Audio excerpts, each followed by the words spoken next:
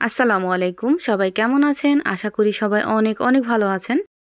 শুধুমাত্র রান্না করা ভাতের চাল আর একটু আটা থাকলেই এই চিপসগুলো তৈরি করে নিতে পারবেন। কোনো রকম রোদ্রে দেওয়া ঝামেলা ছাড়া একদম সহজভাবে এই চিপসগুলো এভাবে চিপস তৈরি করে বছর পর্যন্ত সংরক্ষণ করতে পারবেন, একদমই নষ্ট হবে না। আর রোদ্রে দেওয়ারও কোনো ঝামেলা নেই। প্রথমে আমি তৈরি করব কাঁঠাল পাতার পাঁপড়, তারপর তৈরি করব সিরিঞ্জ পিঠা। ভাতের চাল আর আটা দিয়ে চিপস। ভাতের চাল আর আটা দিয়ে তৈরি করব পয়সা পিঠার মতো চিপস, যা খেতে হয় অসম্ভব মজা। বাজার থেকে অস্বাস্থ্যকর চিপস না কিনে ঘরেই আপনারা মাত্র 2টা উপকরণে এই চিপসগুলো তৈরি করে বছর জুড়ে সংরক্ষণ করতে পারবেন। এখন আমি একটা একটা করে চিপস আপনাদেরকে তৈরি করে দেখাচ্ছি। এখন দেখে নেই আমি কিভাবে শুধুমাত্র সেদ্ধ চাল দিয়ে কাঁঠাল পাতার এই পাঁপড়গুলো তৈরি করছি। প্রথমে আমি এখানে 2 কাপ পরিমাণ ভাতের চাল বা সেদ্ধ চাল নিয়ে নিছিলাম, আর এই চালটাকে আমি 15 থেকে 20 মিনিট আগে ভিজিয়ে ভালো করে ধুয়ে নিছি। আর এখন এই চালটাকে আমি ব্লেন্ডার জগে দিয়ে ব্লেন্ড করে নেব। আর এই কাঁঠাল পাতার পিঠা তৈরি করার জন্য ব্যাটারটা কিন্তু একটু পাতলাই লাগবে, এই জন্য আমি পরিমাণ মতো পানি দিয়ে পাতলা করে একটা ব্যাটার তৈরি করে নেব। ব্লেন্ড করার সময় একটা জিনিস খেয়াল রাখবেন, যেন দানাদার অংশ না থাকে। খুব ভালোভাবে মিহি পেস্ট করে নেবেন। খুব ভালোভাবে ব্লেন্ড করে নিছি, একটা বাটিতে আমি ঢেলে নিলাম। এখন আমি এখানে দিয়ে দিব পরিমাণ মতো লবণ। লবণটা দিয়ে খুব ভালো করে মেশানো হয়ে গেলে দিয়ে দিব কালো জিরা। আপনারা যদি কালো জিরাটা পছন্দ না করেন তাহলে এখানে শাহি জিরা বা নর্মাল যে জিরা আছে ওই জিরাটা আস্ত দিতে পারেন। আমি এখানে 1 চামচের মতো কালো জিরা দিয়ে দিলাম। এখন খুব ভালো করে মিশিয়ে নিব। ভালোভাবে মেশানো হয়ে গেছে। আর ব্যাটারটা কীরকম ঘনত্ব হয়েছে আমি একটু দেখিয়ে দিতেছি।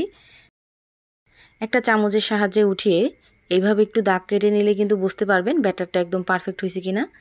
আর এই তো এরকম পাতলা করছি, আপনারাও ঠিক এরকম করে নেবেন। এখানে আমি কিছু কাঁঠাল পাতা নিয়ে নিছি, আর এই কাঁঠাল পাতাগুলো কিন্তু যথেষ্ট বড় বড় ছিল। আপনারা চাইলে আরও ছোট ছোট কাঁঠাল পাতা নিতে পারেন। আগে থেকে আমি কাঁঠাল পাতাটাকে খুব ভালো করে ধুয়ে নিছি, আর এখন আমি তেল মেখে নিলাম কাঁঠাল পাতাতে। এই পিঠা বা পাঁপড়গুলো তৈরি করার সময় কাঁঠাল পাতাতে যদি তেল মেখে না নেন তাহলে কিন্তু পিঠাগুলো উঠানোর সময় ভেঙে যাবে। এখন আমি এখান থেকে একটা কাঁঠাল পাতা নিয়ে আগে থেকে গুলিয়ে রাখা ব্যাটারে চুবিয়ে নিলাম। আর এই তো দেখতেই পাচ্ছেন একটা পাঁপড় কিন্তু ব্যাটার দেওয়া হয়ে গেল। এখন আমি এই ব্যাটারের উপরে আরেক চামচ ব্যাটার দিয়ে এইভাবে মেলে দিলাম। এখন আমি এই পাতাটাকে আস্ত ধরে রাইস কুকারে ভাপ দিয়ে দিব। এখন আমি আরেকটা পাতা এখানে দিয়ে দেখাচ্ছি। সেমভাবে আপনারা দিয়ে দিবেন। এভাবে বানানো কিন্তু একদম সহজ। এভাবে আপনারা পিঠা তৈরি করলে 1 ঘন্টার ভিতরে 100 পাঁপড় কিন্তু তৈরি করে নিতে পারবেন, আরও বেশিও হবে।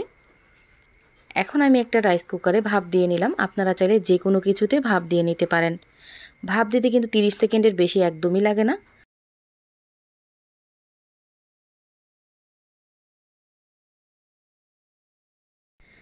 এই তো 30 সেকেন্ড হয়ে গেছে। এখন আমি উঠিয়ে নিব পাতাটা। আর এভাবে আমি সবগুলো কিন্তু বানিয়ে নিব।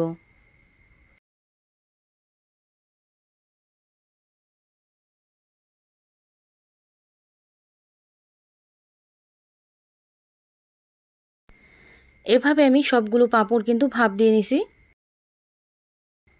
হালকা যখন ঠান্ডা হবে ওই অবস্থায় আমি পাঁপড়গুলোকে ছাড়িয়ে নিব। এই তো দেখতেই পাচ্ছেন কতটা সহজভাবে কাঁঠাল পাতা থেকে পাঁপড়গুলো ছুটে যাচ্ছে, শুধুমাত্র তেল দেওয়ার কারণে। এভাবে আমি সবগুলো পাঁপড় কিন্তু ছাড়িয়ে নিব।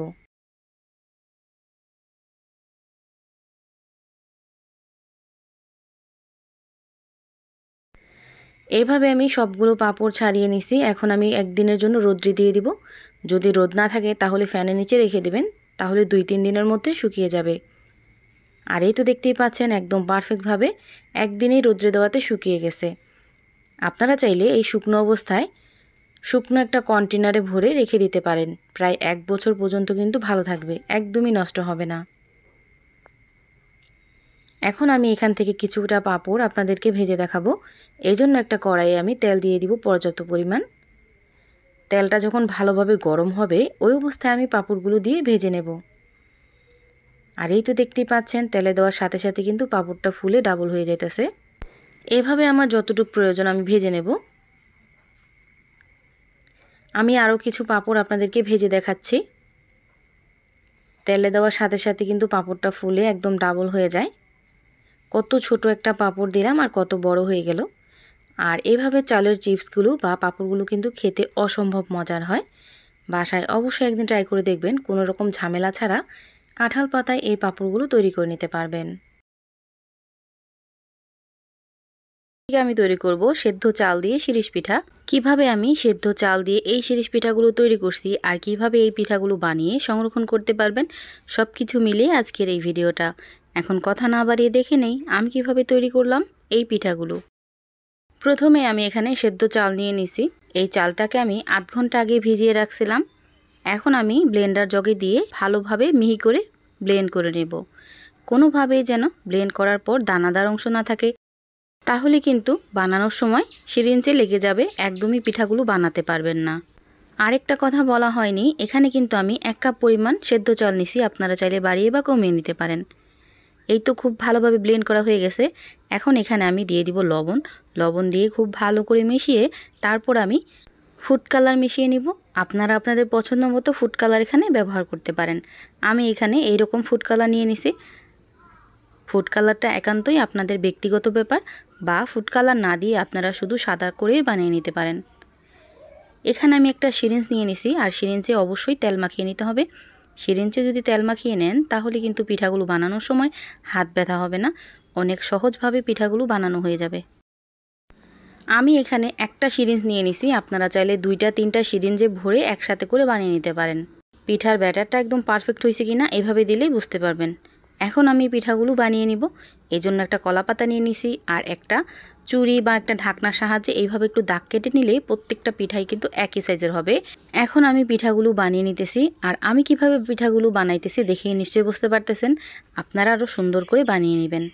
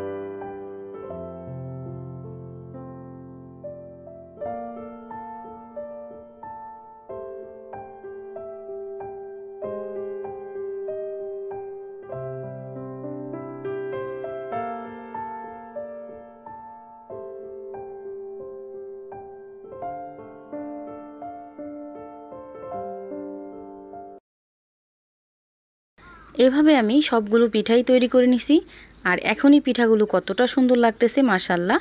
এখন আমি এই পিঠাগুলোকে ভাপে দিয়ে নিব। আগে থেকে আমি রাইস কুকারে গরম পানি বসাই দিয়েছিলাম, আর পানিটা যখন বলক চলে আসছে ওই পর্যায়ে এখানে কিছু পিঠা দিয়ে ঢাকনা লাগিয়ে ঢেকে 1 মিনিটের মতো অপেক্ষা করব।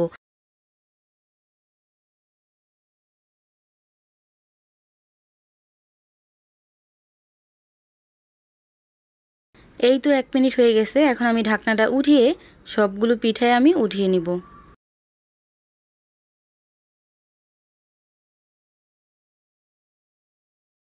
এভাবে আমি সবগুলো পিঠা ভাপে দিয়ে নিছি। আর এই তো দেখতেই পাচ্ছেন ভাপে দেওয়ার পর পিঠাগুলো। এখন আমি কলা পাতা থেকে পিঠাগুলো ছাড়িয়ে নিব। আর এই পিঠাগুলো বানানোর সময় অবশ্যই কলা পাতায় একটু তেল মেখে নেবেন। আমি কিন্তু বলতে একদমই ভুলে গেছি, কলা পাতায় যদি তেল মেখে না নেন তাহলে পিঠাগুলো কিন্তু উঠাতে খুবই কষ্ট হয়ে যাবে বা ভেঙে যেতে পারে। এজন্য চেষ্টা করবেন বানানোর আগ মুহূর্তে কলা পাতায় একটু তেল মেখে তারপর পিঠাগুলো বানাতে। এভাবে আমি সবগুলো পিঠাই ছাড়িয়ে নিব। আর এভাবে সবগুলো পিঠা ছাড়ানো হয়ে গেলে আমি ফ্যানের নিচে রেখে দেব। আপনারা যদি এই পিঠাগুলো সংরক্ষণ করতে চান 2 দিন বা 1 দিন ফ্যানের নিচে রাখার পর যেদিন আপনারা সংরক্ষণ করবেন ওই দিন একটু রোদ্রে দিয়ে তারপর সংরক্ষণ করবেন। এটা কিন্তু অবশ্যই জরুরি। এই তো দেখতেই পাচ্ছেন 2 দিনের মতো সময় লাগছে আমার পিঠাগুলো ফ্যানের বাতাসে শুকানোর জন্য। আর এই পিঠাগুলো একদম পারফেক্টলি শুকিয়ে গেছে। এখন আমি পিঠাগুলো ভেজে দেখাবো। তেলটা যখন গরম হবে ওই পর্যায়ে আমি পিঠাগুলো দিয়ে দিব। আর এই তো দেখতেই পাচ্ছেন পিঠাগুলো দেওয়ার পরই কত বড় হয়ে যাইতেছে। এভাবে আপনাদের যতটুকু প্রয়োজন আপনারা ভেজে নেবেন। আমার এই ভিডিওটা যদি ফেসবুক পেজ থেকে দেখে থাকেন তাহলে আমার পেজটা ফলো দিয়ে রাখবেন। আর যদি ইউটিউব চ্যানেল থেকে দেখে থাকেন তাহলে আমার চ্যানেলটা সাবস্ক্রাইব করে পাশে থাকা বেল আইকনটা বাজিয়ে দিবেন। তাহলে আমি প্রতিদিন ভিডিও ছাড়লে আপনাদের কাছে খুব তাড়াতাড়ি পৌঁছে যাবে। ঘরে থাকা মাত্র 2টা উপকরণ দিয়ে খুব সহজে আপনারা ঝটপট এই পাঁপড়গুলো তৈরি করে নিতে পারবেন। ছোট থেকে বড় সবারই কিন্তু এই পাঁপড়গুলো খুবই ভালো লাগবে। বাজার থেকে অস্বাস্থ্যকর পাঁপড় না কিনে ঘরোয়াভাবে আপনারা এই পাঁপড়গুলো তৈরি করে নিতে পারবেন রোদ্রে দেওয়ার ঝামেলা ছাড়া। আসসালামু আলাইকুম, সবাই কেমন আছেন? আশা করি সবাই অনেক ভালো আছেন। আজকে আমি তৈরি করব মজাদার এই পাঁপড়গুলো। এখন কথা না বাড়িয়ে দেখে নেই আমি কিভাবে এই পাঁপড়গুলো তৈরি করলাম। প্রথমে আমি এখানে নিয়ে নিয়েছি হাফ কাপ পরিমাণ চালের আটা। চালটাকে আমি আধ ঘন্টাকে ভিজিয়ে তারপর ব্লেন্ড করে নিয়েছি খুব ভালোভাবে, কোনো রকম দানাদার অংশ যেন না থাকে। 1 কাপ দিয়ে দিলাম আমি ময়দা, দিয়ে দিলাম পরিমাণ মতো লবণ, এখানে দিয়ে দিব 1.5 কাপ পরিমাণ পানি। আর এই পানিটা দিয়ে খুব ভালো করে মিশিয়ে নিতে হবে।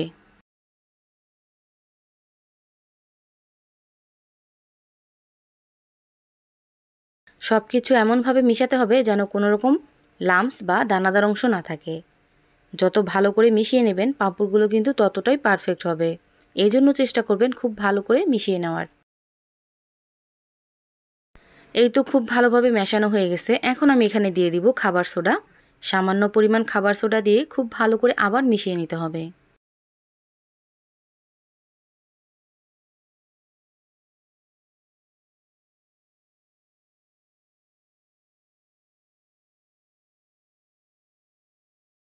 এই পাঁপড়ের ব্যাটারটা একদম পারফেক্ট হয়েছে কিনা একটা চামচের সাহায্যে চেক করে নেবেন। একটা চামচ চুপ দিয়ে উঠানোর পর হাত দিয়ে দাগ কেটে নেবেন। যদি দাগটা পারফেক্টভাবে এরকম হয় তাহলে কিন্তু ভাববেন আপনার পাঁপড়ের ব্যাটারটা একদম পারফেক্ট হয়েছে। এখানে আমি পাঁপড় তৈরি করার জন্য স্টিলের একটা প্লেট নিয়ে নিছি। আর সামান্য পরিমাণ তেল দিয়ে আমি একটা সুতির কাপড়ের সাহায্যে খুব ভালো করে আমি প্লেটে মেখে নেব। এতে করে কিন্তু পাঁপড়টা উঠাতে খুব সুবিধা হবে। এখন আমি এখানে 2 চামচের মতো আগে থেকে গুলিয়ে রাখা ব্যাটারটা দিয়ে দিব। আর দিয়ে প্লেটটাকে এইভাবে নাড়িয়ে নিব, তাহলেই কিন্তু পাঁপড়ের ব্যাটারটা খুব ভালোভাবে ছড়ানো হয়ে যাবে।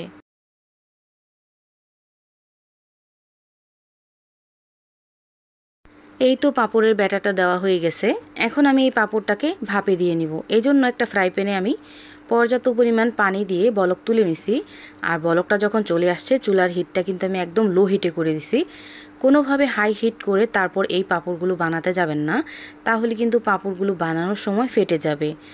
পাঁপড়গুলো ফেটে যাওয়ার একটাই কারণ চুলার হিটটা অনেকটাই বাড়ানো থাকে, এজন্য পাঁপড়গুলো বানানোর সময় ফেটে যায়, একদমই ভালো হয় না।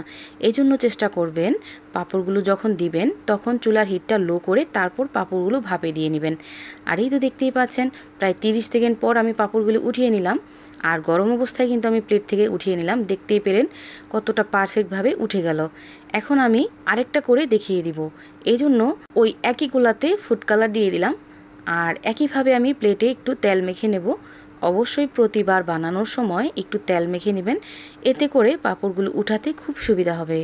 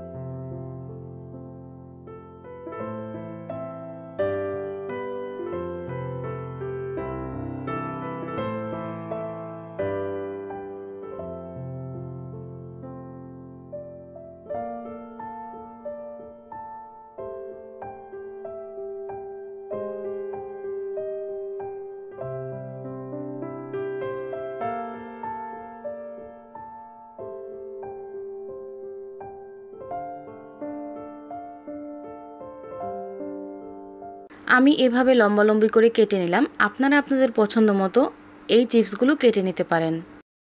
এভাবে আমি সবগুলোই কিন্তু কেটে নিছি। আর এখন কি করতে হবে, এইভাবে পাতলা করে একটু মেলে দিয়ে ফ্যানের নিচে 1 থেকে 2 দিন রেখে দিলে কিন্তু শুকিয়ে যাবে। আর যদি এগুলো সংরক্ষণ করতে চান তাহলে একদিন এইভাবে ফ্যানের নিচে রেখে তারপরে যেদিন রোদ উঠবে ওই দিন রোদ্রে দিয়ে সংরক্ষণ করে রেখে দিতে পারবেন প্রায় 1 বছর পর্যন্ত, একদমই নষ্ট হবে না। আর এই তো দেখতেই পাচ্ছেন আমার 2 দিনের দিন খুব ভালোভাবে ফ্যানের নিচে রেখে শুকিয়ে গেছে। এখন আমি এখান থেকে কিছুটা পাঁপড় আপনাদেরকে ভেজে দেখাবো। এখানে আমি একটা লোহার কড়াইয়ে দিয়ে দিব পর্যাপ্ত পরিমাণ তেল। আর তেলটা যখন ভালো করে গরম হবে ওই পর্যায়ে আমি এই পাঁপড়গুলো ভেজে নেব। এই পাঁপড়গুলো তেলে দেওয়ার সাথে সাথে ফুলের কেমন ডাবল হয়ে যায় দেখে নিশ্চয়ই বুঝতে পারতেছেন। এই পাঁপড়গুলো দেখতে যেমন সুন্দর আর খেতে কিন্তু অসম্ভব মজার হয়। বাসায় অবশ্যই একদিন এই পাঁপড়গুলো তৈরি করে দেখবেন, ইনশাল্লাহ আপনাদের কাছেও খুবই ভালো লাগবে। দেখতেই তো পেলেন কতটা সহজভাবে এই পাঁপড়গুলো তৈরি করে নেওয়া যায়। ভিডিওটা ভালো লাগলে লাইক দিয়ে দিবেন আর ফ্যামিলি অ্যান্ড ফ্রেন্ডদের সাথে শেয়ার করবেন।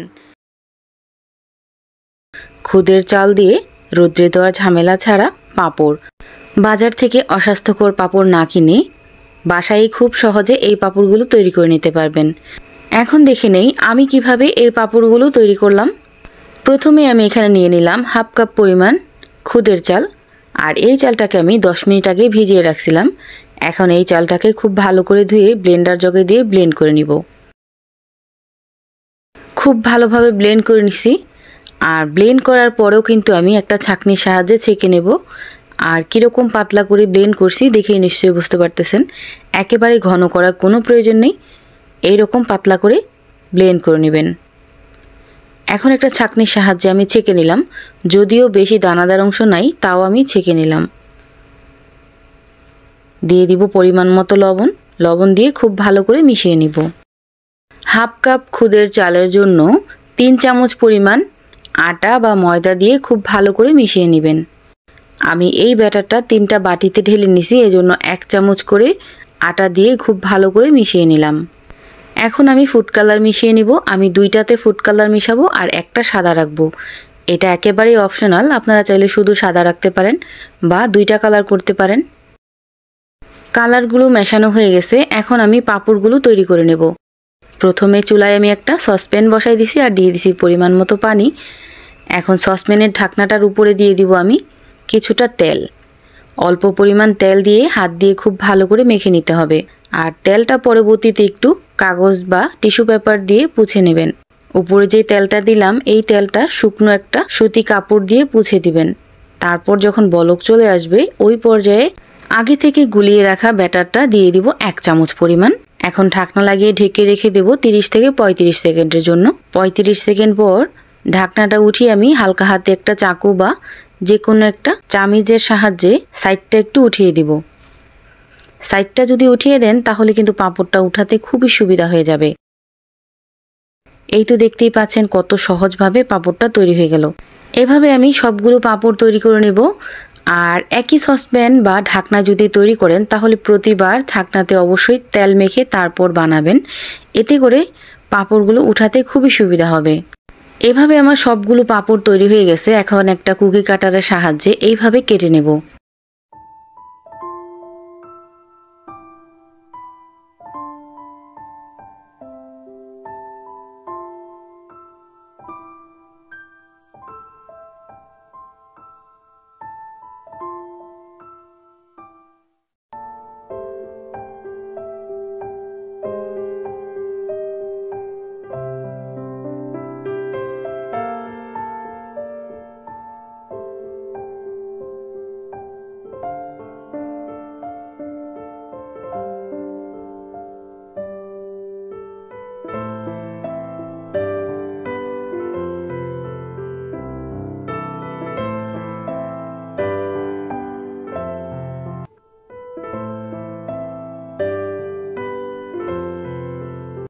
এইভাবে আমি সবগুলো বানিয়ে নিছি। এখন এইভাবে আমি ফ্যানের নিচে 1 দিনের জন্য রেখে দেব, তাহলে কিন্তু পাঁপড়গুলো একদম শুকিয়ে যাবে। আপনারা যদি চান এই পাঁপড়গুলো সংরক্ষণ করবেন তাহলে 1 দিনের জন্য হলো হালকা রোদ্রে দিয়ে তারপর সংরক্ষণ করবেন।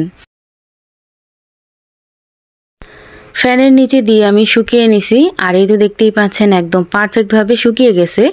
এখন আমি এখান থেকে কিছুটা পাঁপড় আপনাদেরকে ভেজে দেখাচ্ছি। পাঁপড়গুলো ভাজার জন্য একটা কড়াইয়ে আমি পর্যাপ্ত পরিমাণ তেল দিয়ে দিছি। আর তেলটা যখন ভালোভাবে গরম হয়েছে ওই পর্যায়ে আমি পাঁপড়গুলো ভেজে নিতেছি। আর এই তো দেখতেই পেলেন তেলে দেওয়ার সাথে সাথে কিন্তু পাঁপড়গুলো একদম ফুলে ডাবল হয়ে যেতেছে। এই পাঁপড়গুলো দেখতে যেমন সুন্দর, খেতে কিন্তু অসম্ভব মজা হয়। বাজার থেকে অস্বাস্থ্যকর পাঁপড় না কিনে বাসায় খুব সহজে আপনারা এই পাঁপড়গুলো তৈরি করে নিতে পারবেন। আমার এই ভিডিওগুলো যদি ভালো লেগে থাকে তাহলে লাইক, কমেন্ট অ্যান্ড শেয়ার করতে ভুলবেন না। আমার এই ভিডিওগুলো যদি ফেসবুক পেজ থেকে দেখে থাকেন তাহলে আমার পেজটা অবশ্যই ফলো দিয়ে রাখবেন। আর যদি ইউটিউব চ্যানেল থেকে দেখে থাকেন তাহলে আমার চ্যানেলটা সাবস্ক্রাইব করে পাশে থাকা বেল আইকনটা বাজিয়ে দিবেন। তাহলে আমি প্রতিদিন ভিডিও ছাড়লে আপনাদের কাছে খুব তাড়াতাড়ি পৌঁছে যাবে। সবাই ভালো থাকবেন, সুস্থ থাকবেন। আল্লাহ হাফেজ।